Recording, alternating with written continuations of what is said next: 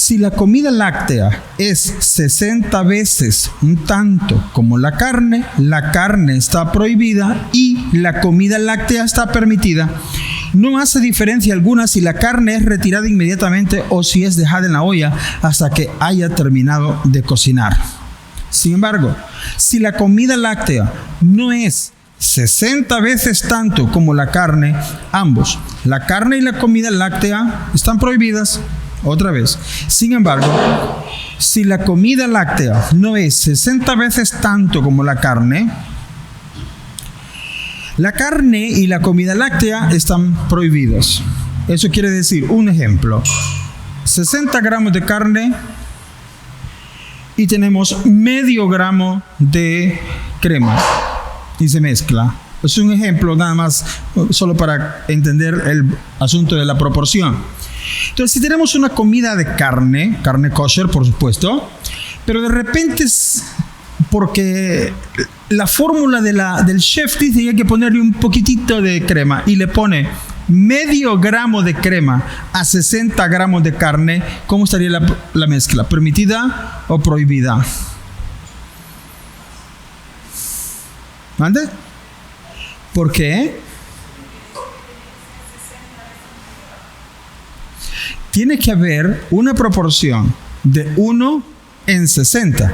Si es de 2 en 60, de 3 en 60, de 4 en 60, ¿cómo estaría la mezcla?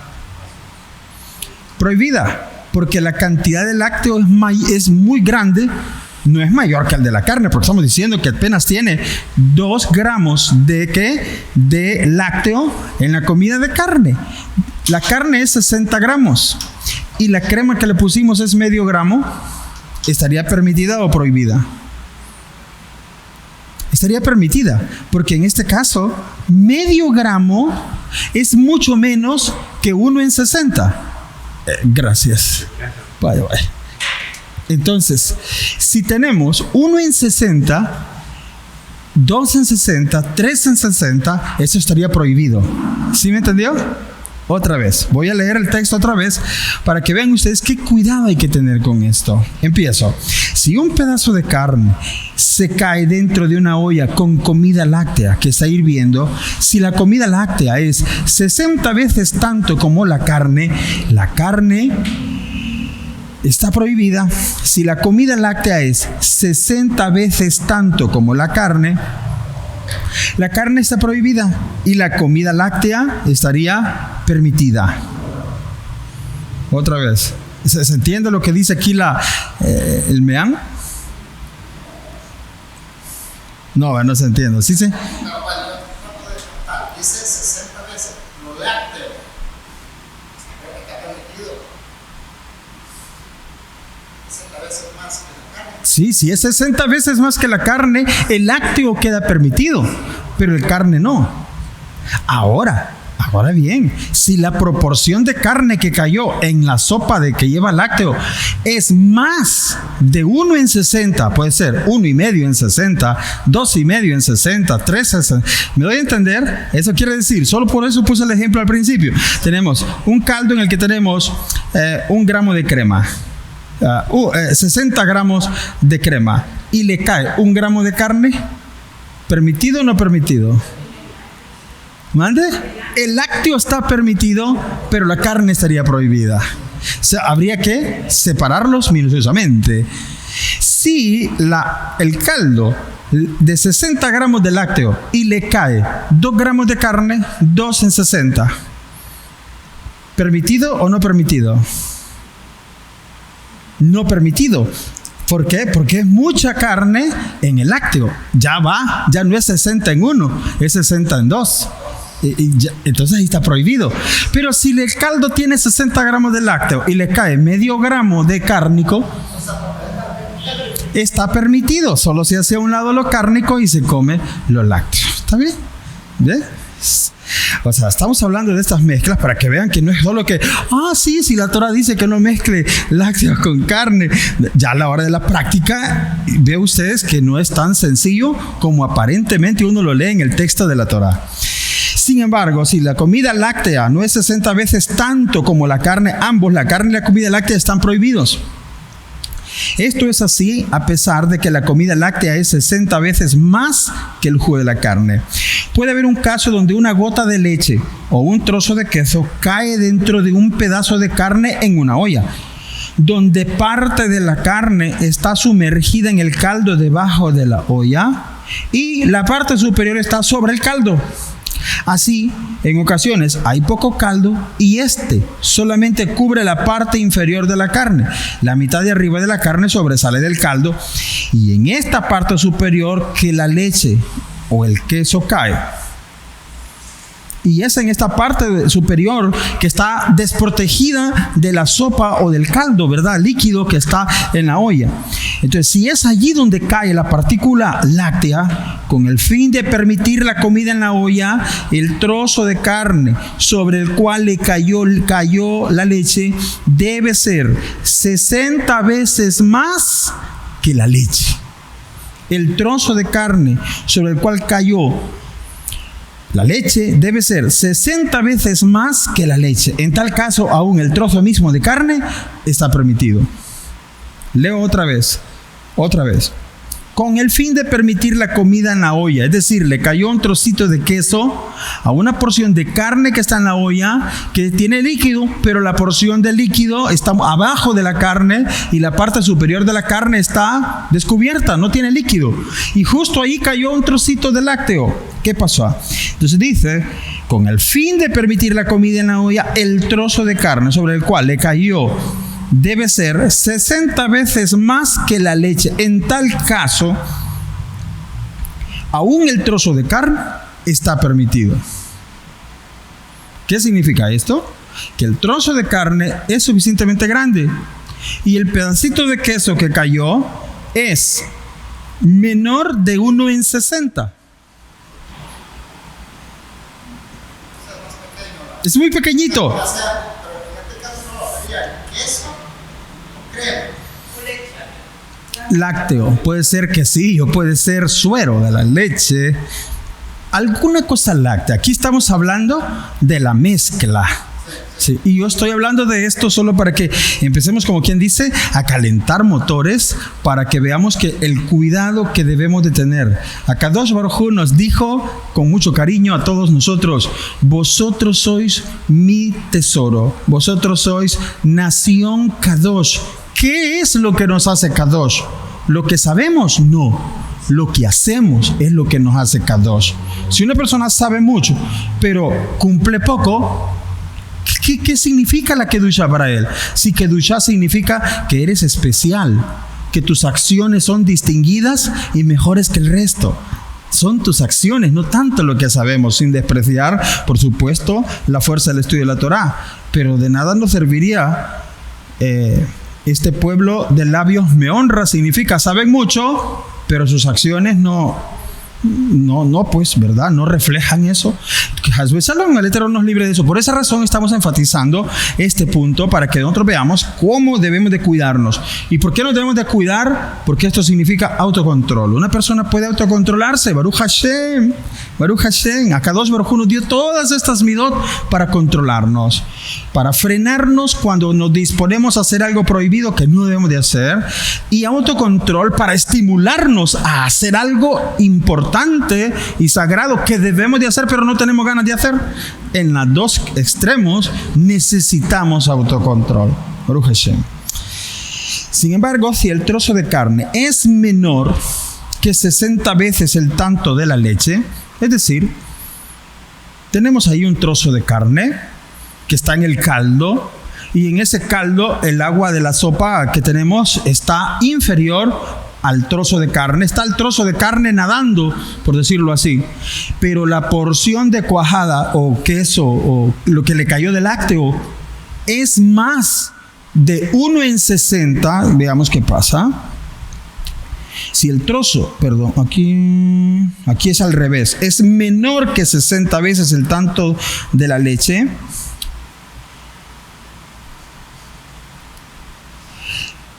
Sin embargo, si el trozo de carne es menor que 60 veces el tanto de la leche, entonces eso significa que la porción láctea que le cayó es mayor de 1 en 60. O sea, es grande el pedacito que le cayó, la porción de lácteo que cayó en la carne. Si es así, si esto es así, entonces dice aquí, entonces el trozo de carne se vuelve un corte prohibido y vuelve a todo lo que está en la olla prohibido, igual que carne en leche. Es el caldo de lácteo, que es una, digamos que están haciendo una lasaña, por ejemplo, de 3 quesos, y le cae un trozo de carne de res. Si consideramos que el trozo de carne de res es más de 1 en 60, entonces ¿cómo estaría la lasaña en este ejemplo? Prohibida. Esa es la lógica sencilla, así de sencillo. ¿Pande? Fíjese que la halajá estricta sí dice que es con el pollo también. Pollo, toda carne kosher terrestre, mamíferos, aves, si se mezcla con carne, está prohibido. No así con el pescado. Con el pescado no hay problema. Por eso hasta hay sushi kosher. Sushi kosher le meten carne de pescado, lácteos y un montón de cositas que preparan eso. Y no hay problema. Pero con carne de aves o mamíferos, eso sí ya estaría prohibido. La mezcla de carne con lácteo. Sin embargo, si el trozo de carne es menor que 60 veces el tanto de la leche, entonces el trozo de carne se vuelve un corte prohibido y vuelve a todo lo que está en la olla prohibido, igual que la carne en leche. Esto se debe a que el trozo de carne sobre el cual la leche cayó se vuelve como un trozo de carne no kasher. Agarra la categoría de carne nevelá. Carne nevelá es la carne de un animal que está mal matado, no fue degollado, sino que se considera que ese animal murió por un desgarro o porque una fiera se lo destruyó y murió y luego alguien lo cocinó y se lo quiere comer. Ese se llama carne nevelá. Carne nevelá es toda la que venden en los supers. Todo eso es carne nevelá. Y aunque el goy no tiene esta ley, él puede comer esa carne, solo que le tiene que sacar la sangre, porque para el goy la ley es que le saque la sangre. Así que un goy bien puede ir a comprar esa carne nevelá, porque para él no es ley, él puede comerlo, solo que le tiene que sacar la sangre. Esa es la obligación que tiene el goy. Y una vez que él le saca la sangre, él puede comer eso, pero no así el judío. Para el caso del pueblo de Israel, esa carne es nevelá, y toda carne nevelá está prohibido comerla porque está mal matado. El animal está mal matado y obviamente mal desangrado. La Torá en la parashá va a enseñarnos en Shemini estas leyes, nos va a recordar eso, la parashá. Y ustedes verán que hay un castigo muy severo, hay un castigo de karet en esta clase de mitzvot. Karet, ¿qué es karet? Desconexión. Vamos a dejar de decir muerte. Vamos a decir desconexión. Desconexión. Y dice Rabbi Yehuda Berg, una persona que está así en esa conducta, comiendo sangre o comiendo carne nevelá, con razón, violento, no tiene paciencia. Entonces, una de las causas que hacen que ese ego violento, ese ego impulsivo de la persona esté así, muy aflorado, es que está comiendo sangre o es que está comiendo carne nevelá, hasbe shalom.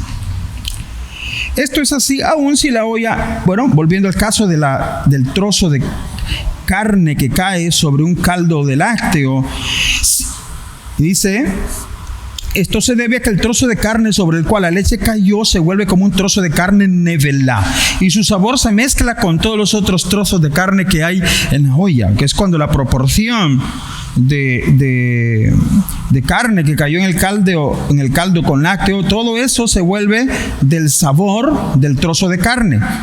Esto es así aun si la olla no estaba tapada y la comida no mezclada. Aún así está prohibido. Es decir, vamos a decir un ejemplo teorético, un ejemplo hipotético. de alguna forma hay una olla que tiene dos recipientes. Y en esa olla de 2 recipientes simultáneamente se está cocinando. ¿Ok? Carne guisada, carne molida, lo que sea. Y resulta que en uno de los lados cayó un trozo de lácteo en la carne.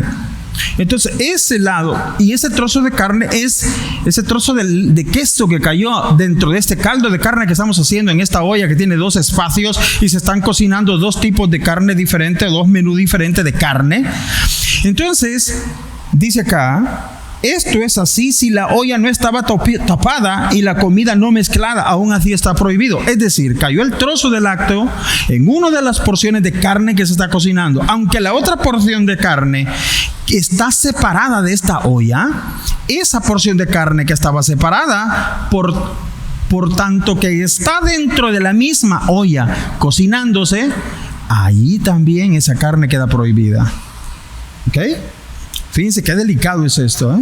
Otra vez, esto es así aún si la olla no estaba tapada y la comida no mezclada. O sea, la comida puede ser que no esté mezclada, pero por el hecho de que le cayó en un sector de la olla, cayó un trozo de lácteo en esa carne, la carne que está en la olla, aunque está separada del trozo de carne que le cayó el queso, ella también se considera nevelá.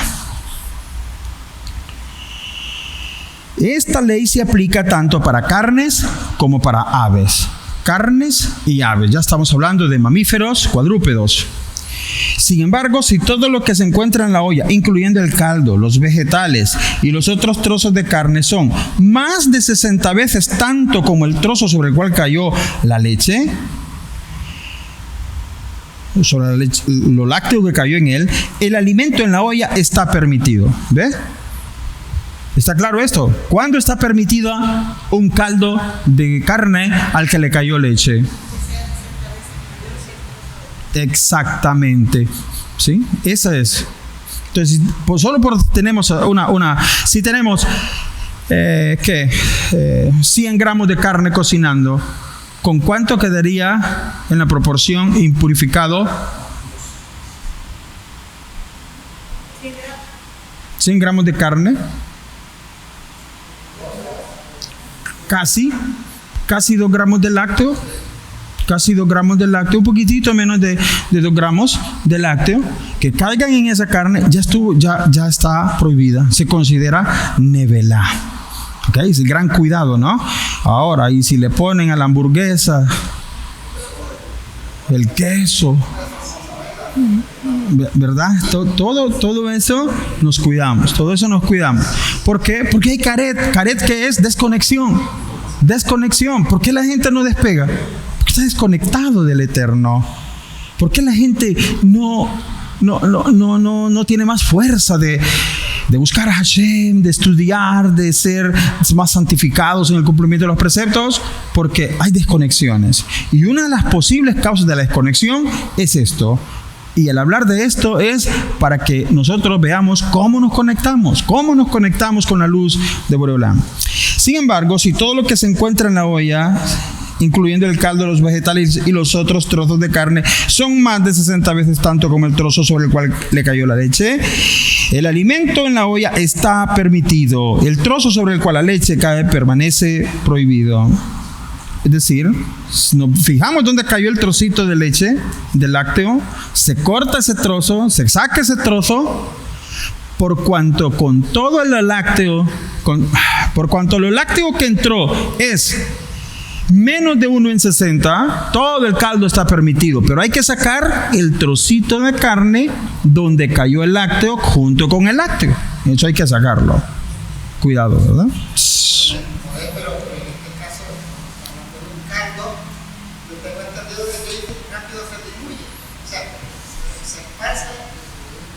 Entonces, ¿qué pasaría? Entonces, aunque la carne esté a veces en la sien, entonces, de hecho, lo que tengo que hacer es, pues, yo digo, si le cayó menos, es que eso es el mensaje de esto.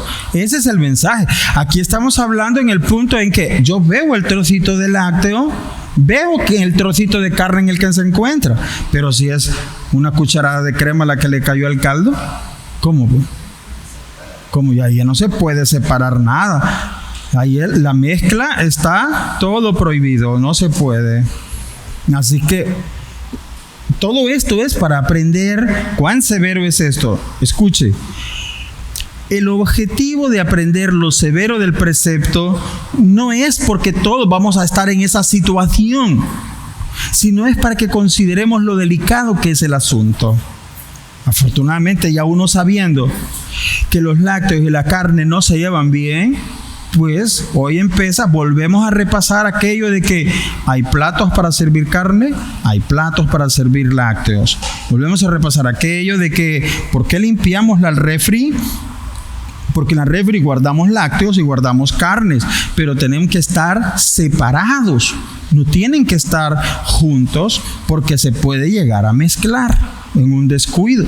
Por esa razón, todo esto vamos a repasarlo hoy y siempre lo hacemos cada año para reforzar, repasar y conectarnos con la luz. Esto es muy, muy real, es muy importante.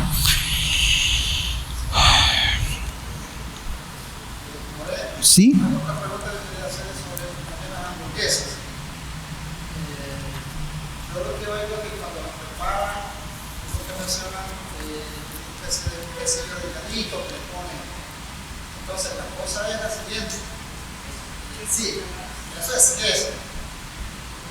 Encima de eso le ponen una rebanada de tomate y después le ponen esa carne molida.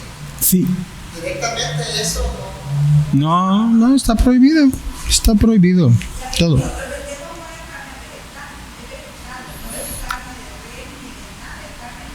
Queda curado el pensamiento si alguien cree que ha estado comiendo una mezcla prohibida, ¿no? ¿Okay? Así que ustedes pueden comer tranquilamente.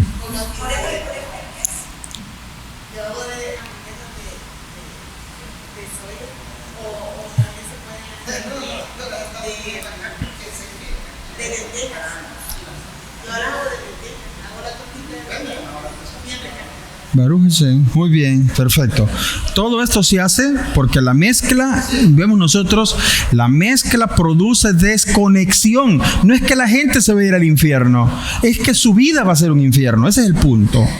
Desconectados de Boreo Olam, enfermedades, malas noticias, malos resultados, insatisfacciones, dificultad para lograr los metas y propósitos personales que tenemos. Toda esa clase de vida es un infierno. El Señor nos libre. Y todos estos mandamientos que nos da Boreo Olam es para que vivamos en un jardín del Edén. La Torah es revolucionaria, revoluciona, transforma la vida. Quien nos está llevando una vida así, no la tiene la culpa el enemigo, el Satán, ni la tiene Boreo Olam. Es que en algo estoy desconectado y no estoy recibiendo la abundancia espiritual que es propia de la gente que con amor y alegría se cuidan todos estos preceptos. ¿Sí? Es muy importante. Sí, todo esto no es imponer, porque hay gente que en el pasado se molestaba que hablásemos de estos asuntos porque ustedes quieren imponernos y que no sé qué, tal como acusaban a Esteban o a Rab Shaul. Nos viene a enseñar costumbres que no nos son lícitas. Hay gente que se molesta por eso. No, si no es eso, el objetivo no es obligarlo a cambiar, es mostrarle cómo es el camino para que usted viva un paraíso aquí en la tierra, para que viva usted una felicidad plena aquí mientras vamos, porque si no entendemos esto, entonces nosotros vemos que la gente se aferra a aquellos versículos. Ay, voy pasando por el valle de lágrimas. Ay, sí, voy llorando, pero con regocijo algún día vamos a cosechar. Irán andando y llorando y que lleva la preciosa semilla. Y se ven andando, llorando y con la preciosa semilla. ¿Qué vida es esa? Esa no está bien, ¿sí? Entonces, Akadosh Baruj Hu nos dijo que si nosotros hacemos esto, Él nos dijo claramente, yo enviaré la bendición. Bendición es verajá, abundancia de todo lo bueno. Por supuesto que alguien tiene que pasar por el sufrimiento. Yo sé, yo ya estudié eso, ya lo entiendo bien. Pero no, la vida no tiene que ser así. Otros se aferran a versículos como que si el justo con dificultad se salva, ya ves, mira, con razón la vivimos a palito, porque el justo, ¿y quién le dijo a usted que es justo? ¿Por qué los justos verdaderos viven con miedo todo el tiempo? ¿Por qué no andan pensando que yo soy un gran sadic? No, un justo no anda pensando eso. Un justo toda la vida realmente tiene miedo. Quizás no estoy haciendo lo completo para servir a Boreolán. Ese es el miedo que tiene un verdadero justo. Nunca se va a calificar él, yo soy y yo merezco. No, ni somos ni merecemos. Aquí vivimos con ese temor. Hashem, ¿qué más puedo hacer? ¿Qué más puedo hacer? Entonces, y los que ya alcanzamos ese nivel del joven rico, ¿verdad? Todo eso lo he guardado, todo me he cuidado de la mezcla de carne y leche, todo eso lo he guardado de mi juventud. Y él pensó que ya lo logró. Para él el objetivo en la vida eran los misbot. Los misbot no son el objetivo es Boreolam. Los misbot me conectan con Boreolam. Así que el objetivo del misbot es que yo al aprenderlo lo viva, pero eso no es todo. Lo máximo es que a través de eso nos conectamos con la luz del Eterno. Ese es el objetivo verdadero. Entonces viene él y todo eso lo he guardado de mi juventud. ¿Y entonces por qué no es perfecto? ¿Qué te falta para ser perfecto? ¿Qué me falta para ser perfecto? Fue una pregunta. La otra pregunta, ¿cómo heredo la vida eterna? Dos preguntas importantes. Y Yeshua, la respuesta fue similar, ¿verdad? No le reprochó los mandamientos. No le reprochó eso. ¿Qué le reprochó? ¿Ah?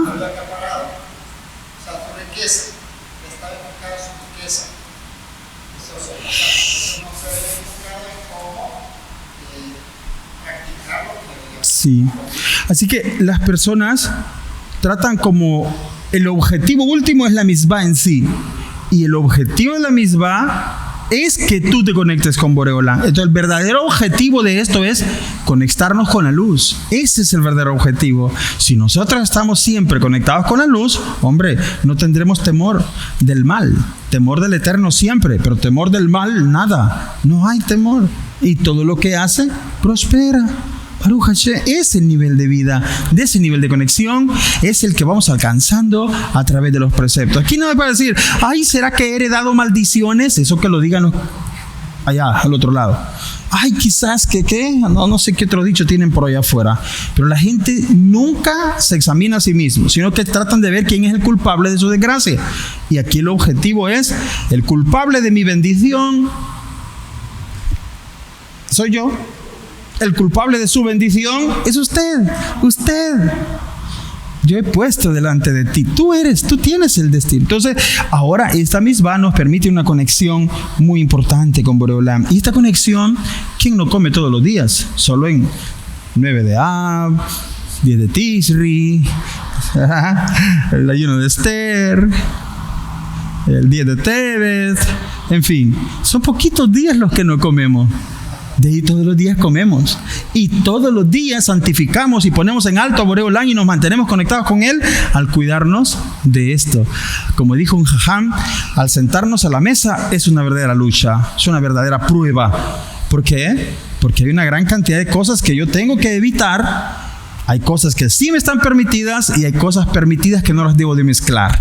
Los lácteos están permitidos, la carne está permitida, pero mezclarlos, de eso es lo que estamos hablando, que está prohibido en unas cosas.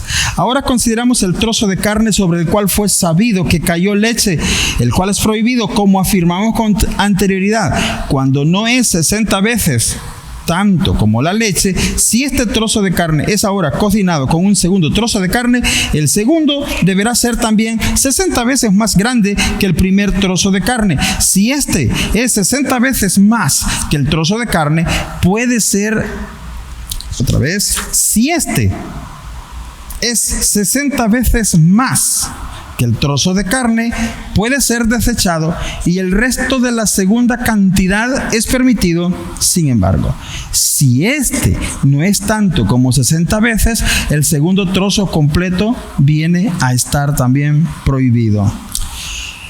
La manera en que tiene aquí el Mean Loes de explicar esto es un poquito enredado, pero basta con que nosotros podamos haber encendido los pilotos de alerta en el corazón, en la mente, para ver, wow, si viene la tecnología espiritual de Pesaj, pues yo tengo que hacer todo lo posible por lograr esa máxima conexión. Baruch Hashem. Miren, hay mucho que hablar sobre el aspecto de, ¿y si fue salpicada la olla? O sea, la olla solamente fue como unas gotitas de alguna cosa que le cayeron a la olla, no al caldo. Dice aquí, ocasionalmente sucede que una gota de leche cae en una olla que está sobre la cocina y que contiene comida de carne. Si esta cae en la parte exterior de la olla, hay safek. Hay duda en cuanto a si la leche se puede esparcir o no sobre el cuerpo entero de la olla. Es imposible determinar qué tanto de leche es absorbida por el metal de la olla. Por lo tanto, hay diferentes tipos de casos. Ejemplo, el primer caso sería donde la gota de leche cae sobre el exterior de la olla, en el lado contrario a la salsa, a la carne y otras cosas que están dentro de la olla.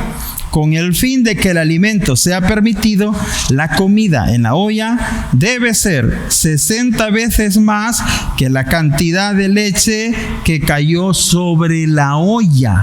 No estamos hablando de que la leche se puso en contacto con el alimento, sino, fíjese, que la olla, en la parte contraria a donde está el alimento, se manchó de leche. Hay duda.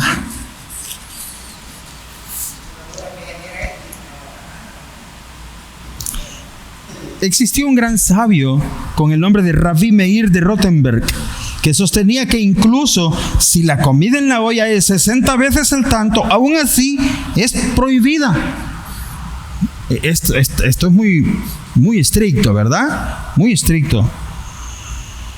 De acuerdo a su opinión, el único caso en que está permitido es si la comida de la olla es 60 veces 60, o sea, 3.600, tanto como la cantidad de leche que cayó en la olla, en el recipiente, ¿sí? Sin embargo, todas las autoridades en el Shulchan Aruch afirman que si hay 60 veces el tanto de comida, está permitido. Por cualquier lado que uno lo mire, si nosotros decimos que el sabor de la leche fue esparcido por toda la olla, ambos, adentro y afuera, son anulados en 60. Si no se esparció a través de la olla, la comida es ciertamente permitida. ¿En qué se basa el sabor? Que el sabor lácteo puede llegar al caldo de carne y entonces está prohibido. Ok. La olla, sin embargo, se vuelve no kasher. La olla se vuelve no kasher, en consecuencia la comida debe de vaciarse inmediatamente y colocarse en otra olla. Cuando la olla es vaciada, esta no debe de ser inclinada sobre el lado donde cayó la leche, sino del otro lado y vaciada.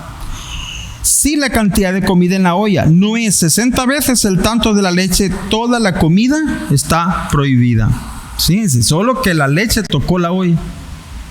Es muy estricto, ¿verdad? En tal caso no hay diferencia alguna en cuanto a si la olla está hecha de cobre o de barro. Cuando la leche cae en el exterior de una olla, en un lugar contrario a donde está la comida de la olla, la leche es absorbida a través del metal y contamina la comida. Por lo tanto, es exactamente lo mismo que si la gota de leche cayera dentro de la comida misma. Si no hay 60 veces el tanto de la comida, todo está prohibido. Esa alajá tiene más de alajá, la Torah no, Torah 3.500 o más años. Pero la alajá está así organizada desde hace 1.700 años. Y solo para que vean, porque alguna persona un día estos me preguntó si la Torah oral es divina, ¿qué prueba le damos? Entonces, le di unas pruebas, pero aquí veo algo que me sorprende. ¿Qué tecnología había en el pasado para ver si una olla de metal tiene poros? poros. Poros que permitan que la leche que cayó por fuera traspase de alguna manera y su sabor entre en la carne. ¿Qué tecnología había para saber que habían poros en el metal? ¿Cómo sabían hace 1700 años que el vidrio no tiene poros? Oiga, ¿cómo sabían que el vidrio no tiene poros? Y si cae en un recipiente, el vidrio no permite. Es la cerámica. La cerámica es considerada vidrio, según la halajá, y no tiene poros. ¿Cómo sabían hace 1700 años que el metal tiene poros y que el vidrio no tiene poros? Si no había tecnología para ver. Ejemplos así son los que nos indican que tanto la Torah escrita como la Torah oral es divino. En esta Shabbat que vemos Shemini y que vemos otra vez los animales prohibidos y permitidos, siempre se viene a repasar un aspecto de la Gemara que dice cuáles son los señales de que un pescado o de que un animal del mar se puede comer. Bien. Resulta que la Gemara discute el pasuk y dice: estas son las dos cualidades, lo que ustedes han dicho, aletas y escama. Pero debes de saber, dice Rabbi Ismael, debes de saber que todo animal que tenga, todo pez, debes de saber que todo pez que tenga escama tiene aletas. Ahora, hace 1700 años está escrito eso. Debes de saber que todo pez que tiene escama tiene aleta. Rabí Ismael, ¿acaso usted fue a los 7 mares? ¿Fue usted a ver los peces en todos los océanos y en todos los lagos y ríos del mundo? Para que se atreva a decir de que aparte de esta cualidad, que con solo que un pez tenga escama, absolutamente seguro tiene aletas. Porque alguien decía, es que mire, me trajeron este pez, pero este pez yo no le encontré las aletas, solo está lleno de escamas, pero no tenía aletas. Entonces, al final de la discusión es, de alguna manera este animal perdió sus aletas. Pero debes de saber, dice Rabbi Ismael, todo pez que tenga escamas tiene aletas. ¿Quién en su sano juicio se pone a dar una declaración así? ¿Acaso ya vio todos los millones de animales que hay en todos los océanos, los lagos y los ríos para atreverse a dar una declaración así? ¿No era un riesgo para Rabbi Ismael cometer una exageración al decir todo pez que tenga escamas tiene aletas? Entonces eso se pone como ejemplo para que veas que tanto la Torah escrita como la Torah oral es imposible que venga de la lógica de un genio. Eso tiene que venir de Boreolam, porque cuando estos hombres tan inteligentes, los rabinos, hacían estas discusiones y llegaban a esas conclusiones, todo lo pez que tenga escamas, obvio, tiene aletas. Para atreverse a decir eso hace 1700 años, eso era más que humano, eso es inspiración divina. Baruch Hashem. Bueno, un segundo caso es donde la gota de leche cae en el exterior de la parte superior de la olla. Fíjate bien. El segundo caso es donde la gota de leche cae en el exterior de la parte superior de la olla, donde no hay nada de comida, o sobre el borde de la olla. En tal caso, todo el borde se vuelve prohibido, como si fuera una pieza de carne no kasher. Todo el borde se vuelve prohibido como si fuera una pieza de carne no kasher, carne nevelá. Es imposible saber hasta qué punto la leche fue absorbida, y es posible que la porción de la olla en que la leche fue absorbida era menor a 60 veces el tanto de la leche misma. En tal caso, el borde entero de la olla se volverá igual que un corte prohibido. Por lo tanto, Aun si la cantidad de alimento en la olla es 60 veces el tanto de la leche, se debe de retirar la comida de tal manera que no se vuelva prohibida. Es decir, que no, al retirar la comida de esa olla cuyo borde se volvió prohibido, la comida se tiene que retirar de una manera tal que la comida no vaya a tocar absolutamente el borde de la olla. O sea, no se puede vaciar la olla, sino que tendremos que sacarla con tazones el contenido que tiene. Por lo tanto, por lo tanto, la única solución es dejar la olla hasta que se enfríe, entonces puede ser vaciada. Es decir, que si la olla está caliente, ¿será porque le falta la ayuda del de atrás? Creo que eso es. Le dieron mantenimiento, ¿verdad? Entonces yo creo que solo falta que se encienda el otro para que él solito no ajusta a enfriar todo el salón. Gracias ahí. Entonces, por lo tanto, en el caso estamos hablando de una olla a la que le cayó en el borde un tantito de lácteo que no cayó dentro del caldo, sino en la orilla. Pero la olla está caliente. Una olla caliente absorbe más rápido. Entonces, para poder retirar el alimento, la recomendación que da Medianoes es: deje que se enfríe la olla, y cuando ya se enfríe, entonces se retira el caldo que está dentro de ella.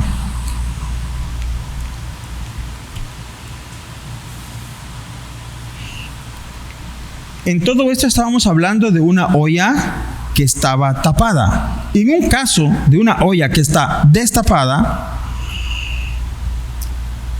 si estaba tapada cuando la leche cayó en ella, no hay diferencia entre los dos casos. Es decir, la parte donde cayó la leche se considera prohibida y hay que retirar el alimento sin que toque esa parte del recipiente que está prohibido. En ambos casos, si hay 60 veces tanta comida como la leche, está permitido por cualquier lado que se vea. Si decimos que la leche no fue absorbida a través de la pared de la olla, está ciertamente bien. Si por otra parte decimos que la leche fue absorbida a través de la olla, entonces, dado que la olla está tapada, el vapor y el hervido de la comida alcanzan la parte superior de la olla. Entonces todo está mezclado junto y la olla es anulada en 60. Si está echando humo el caldo, se fijan ustedes que suda, ¿verdad? Por la tapadera. Entonces, si la parte de encima de la tapadera cayó una parte láctea, entonces, y ese sudado que está allá por dentro, entonces dice acá que hay una gran chance de que haya pasado el sabor de lo lácteo a lo de la carne. Y otra vez volvemos y hacemos la pregunta: ¿es 1 en 60 o es menos de 1 en 60? Porque si es de más de 1 en 60, todo está prohibido. Pero si es menos de 1 en 60, está permitido. ¿Menos qué? Por eso. ¿sí? Si una olla de comida de leche está sobre el fuego y el platillo, o un platillo, o una olla de carne está sobre ella, toda la carne está prohibida. Esto es así, aun si la carne estaba fría. Aún la olla misma se vuelve prohibida. Esto es así, aunque la olla de carne no sea 60 veces la cantidad de comida de esta leche que hay debajo de ella. Bueno, ok. ¿Preguntas así de este asunto? ¿O está claro? La regla es bien clara. Se han visto varios ejemplos así para que se ejercite la manera en cómo se emplea y el cuidado que hay que tener. Olla fría, olla caliente, olla que está hirviendo, olla que no está hirviendo, olla que tiene el líquido mojando la tapadera, olla que está tapada, olla que está destapada. Es un montón de variables que pueden suceder en un caso determinado. Pero el gran cuidado es que si la persona en lo que está cocinando carne, entonces se cuide y dice: no tiene que haber nada de lácteos cerca de la cocina mientras estoy cocinando. ¿Podría llegar a pasar una cosa de estas? No, ¿verdad? No. Entonces, ¿qué es lo correcto? Que la persona tenga esa conexión espiritual siempre. Esa conexión, no. Mientras yo cocino lácteo, no tengo que tener ningún aderezo cárnico, ninguna cosa que pueda ser de carne cerca de la cocina de lácteos que yo estoy haciendo. Todo eso es muy importante tenerlo presente. Bien, vamos a quedar hasta aquí. Y esto solo fue una introducción. Yo no estoy hablando de Pesaj. Yo solo estoy tratando de despertar los sensores, de decir, ups, sí, tenemos que repasar para tener un gran cuidado en Pesaj. Y de lunes en adelante, B'ezrat Hashem, espero que hayan 26 casas mínimo, 26 familias mínimo de la Keilah, que nos esforcemos para hacer toda esta tecnología espiritual y traer abundante luz. Si hay más familias, más de 26 con la Kabod, Baruch Hashem, eso es lo que deseamos. Que entre más casas estamos haciendo esta tecnología espiritual, mayor abundancia viene para toda nuestra sociedad. No vamos a pensar solo en nosotros, sino en todo el mundo. Todo el mundo es beneficiado por la gran luz. Un comentario interesante que estudié la semana anterior es que dicen Jajamín, el Eterno, ¿por qué escoge sacerdotes y les pone leyes tan estrictas? Más estrictas que para un ploni del pueblo de Israel, una persona común del pueblo de Israel. Porque él es el llamado a canalizar la luz del Eterno a todo el mundo. Canalizar la luz del Eterno a todo el mundo. Y el objetivo de Boreolán era que cada familia tenga un primogénito, para que cada primogénito canalice la luz de Boreolán al mundo. Ahora, Israel no es mi hijo primogénito. ¿Por qué has querido matar a mi hijo primogénito?, le dijo Boreolán al faraón. Yo voy a destruir a tu hijo primogénito. ¿Y quién es el hijo primogénito? Israel. Entonces, si nosotros estamos así hoy, aprendiendo para poder canalizar esa luz al mundo, todos nosotros seremos benditos, pero esta bendición tiene que pasar al mundo, a la sociedad, a los que no saben cómo se hace para que la luz venga. Nosotros que sabemos, sí tenemos que llenar este mundo de luz. B'ezrat Hashem, que así será. Amén.